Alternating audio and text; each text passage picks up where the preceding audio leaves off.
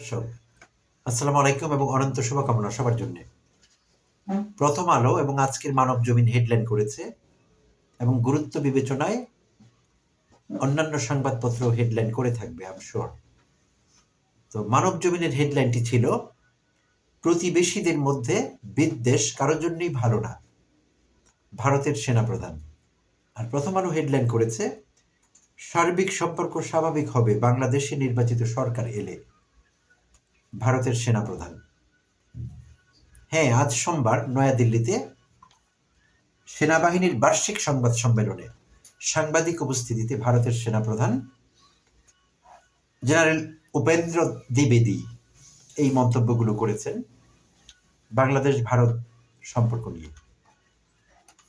তো July August পরবর্তী যে সিচুয়েশন যাচ্ছে, বাংলাদেশ এবং ভারতের পারস্পরিক সম্পর্ক নিয়ে যে টানাপোড়েন যাচ্ছে, এর আলোকে সেনাপ্রধানের এই মন্তব্যটি বেশ গুরুত্বপূর্ণ।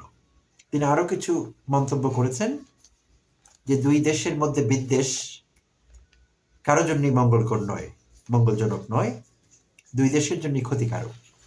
প্রতিবেশী দেশ হিসাবে আমাদের পাশাপাশি থাকতে হবে, আমরা প্রতিবেশী পাল্টাতে পারবো না, তাই দুই দেশের সুসম্পর্ক বজায় রাখা খুবই গুরুত্বপূর্ণ। চমৎকার কথা বলেছেন নিঃসন্দেহে।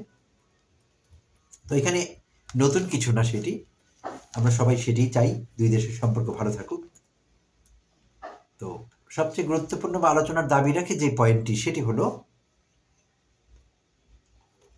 বাংলাদেশে নির্বাচিত সরকার এলে ভারতের সঙ্গে সম্পর্ক স্বাভাবিক হবে বলে উনি আশা পোষণ করছেন।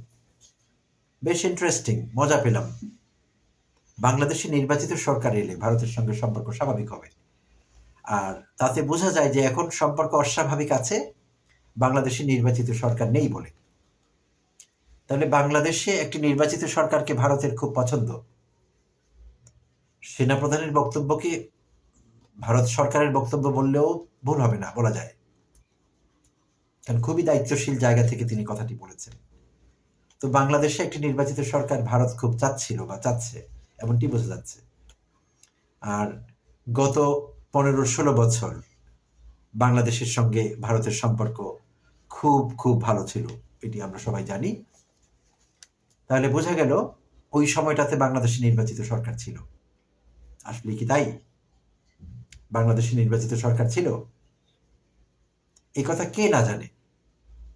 একটি এলিমেন্টারি স্কুলে পড়ুয়া বাচ্চাও জানে, ভারতের বাচ্চা হলেও জানবে, বাংলাদেশের হয়তো কথাই নেই, যে বাংলাদেশে ইলেকশন ইঞ্জিনিয়ারিং এর মাধ্যমে গত 3টি নির্বাচন, 14, 18 এবং 24, এই 3টি নির্বাচনে ইলেকশন ইঞ্জিনিয়ারিং হয়েছে, ভোট রিগিং হয়েছে, এবং কি হয়নি, জোর করে ক্ষমতায় থাকবার জন্য, অবৈধভাবে আসবার জন্য ক্ষমতায় হাসিনা কি করেনি গত 15-16টি বছর এবং 3টি নির্বাচনে।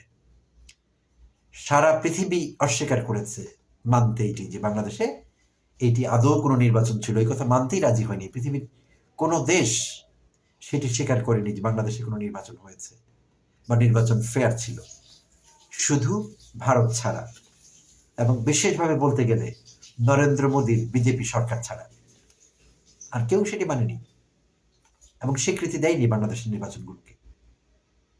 তাহলে সেই নির্বাচনগুলোকে আমাদের এখন বুঝতে হবে ভারতের কথায়, ভারতের সেনাবাহিনী প্রধানের কথায়, যে সেগুলো ফেয়ার ইলেকশন ছিল এবং বাংলাদেশের নির্বাচিত সরকার ছিল, তাই বাংলাদেশের সঙ্গে তাদের ভালো সম্পর্ক ছিল।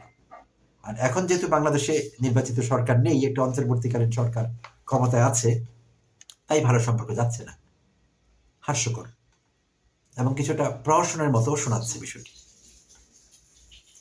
তো এখন যদি বলতে হয় যে যেটি আমাদের বাংলাদেশি হিসাবে, আমাদের ছাত্র জনতা, এই দেশের নাগরিক, বেশিরভাগ লোকের যেই ধারণা যে বাংলাদেশে কোনো নির্বাচনই হয়নি, গত 3টি নির্বাচন কোনো নির্বাচনই ছিল না, তাহলে আমাদের ধারণা এইটি বাংলাদেশের নাগরিক হিসেবে। তাহলে এরকম একটি অবস্থা দিনে হাসিনার সঙ্গে তাহলে কেন ভারতের ভালো সম্পর্ক ছিল, সেটিও পরিষ্কার, সেটিও আমাদের সকলের জানা আছে। অন্যায় সুবিধা ভারত নিয়েছে হাসিনা সরকারের কাছ থেকে, আর হাসিনা সরকার বাংলাদেশের স্বার্থকে উপেক্ষা করে, ভুলুণ্ঠিত করে ভারতকে অবৈধ সুবিধা দিয়েছে। এবং যেটা হাসিনা একবার মুখ ফসকে বোধহয় বেরিয়ে গিয়েছিল তার মুখ থেকে, যে ভারতকে আমি এত কিছু দিয়েছি, ভারত সারা জীবন মনে রাখবে। তো সেটি হাসিনাই ভালো বলতে পারবেন তিনি কি মিন করেছিলেন সেই কথার দ্বারা। তো সেনাবাহিনী প্রধান ভারতের মিস্টার উপেন্দ্র দ্বিবেদী তিনি যা বললেন এটি হাস্যকর, আর কিছুই মন্তব্য করার নেই, নিতান্তই হাস্যকর, এর বাইরে আমাদের আর কিছু বলবার নেই। ধন্যবাদ সবাইকে, ভালো থাকবেন।